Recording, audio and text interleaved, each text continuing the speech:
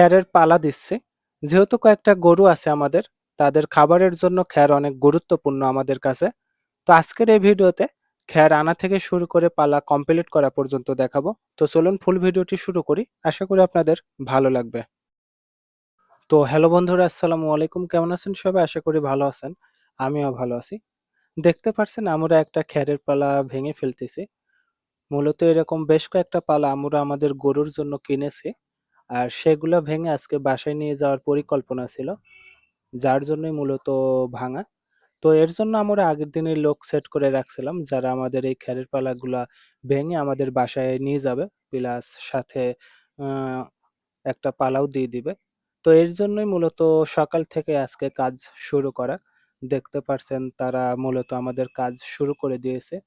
আমু তাদের সাথে মাঝে মধ্যে সাহায্য করে দিচ্ছে আর কি। বলে রাখি, আমরা আমাদের খ্যারের পালাটি আমাদের বাড়ির পিছন সাইডে দিচ্ছে, মূলত যে এখানে বাঁশবাগান আছিল। তো এখানে দেওয়ার একটাই কারণ, এখান থেকে গরুকে নিয়ে খাওয়ানো অনেক সুবিধা হবে। আর দেখতে পারছেন যারা মূলত কাজটি করছে তারা খ্যার এনে সরাসরি পালার মাথায় উঠিয়ে দিচ্ছে। মূলত এটা একটা টেকনিক, কাজ সহজ করার জন্য। আর খ্যারের পালা দেওয়া মোটেও সহজ কাজ নয়, এটি অনেক কষ্টের কাজ। কারণ খ্যারের কাজ করলে একদিকে যেমন প্রচুর গরম লাগে, অন্যদিকে তেমনই প্রচুর গা চুলকায়। এর জন্য একাধারে লং টাইম খ্যারের কাজ করা যায় না মূলত।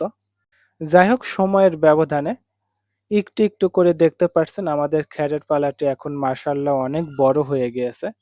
খ্যার আনাও প্রায় শেষের দিকে, কারণ একজনের থেকে আনা অলরেডি শেষ হয়ে গেছে। এখন দ্বিতীয় জনের থেকে আনতেছে। এর এইখান থেকেও আনা প্রায় শেষের দিকে, আর কিছু লাস্টে কিছু আছে যেগুলো আনলে শেষ হয়ে যাবে আজকের মতো কাজ। তো ভিডিওটি আর লম্বা করতে চাচ্ছে না, বলে রাখি সমস্ত খরচ মিলিয়ে এই খ্যারের পিছনে আমাদের প্রায় 30,000 টাকা খরচ হয়েছে। কেমন হয়েছে অবশ্যই কমেন্টে জানাতে পারেন। শেষ করার আগে কোনো ভুলভ্রান্তি হলে অবশ্যই ক্ষমা সুন্দর দৃষ্টিতে দেখবেন। ভিডিওটি ভালো লাগলে লাইক কমেন্ট শেয়ার করবেন।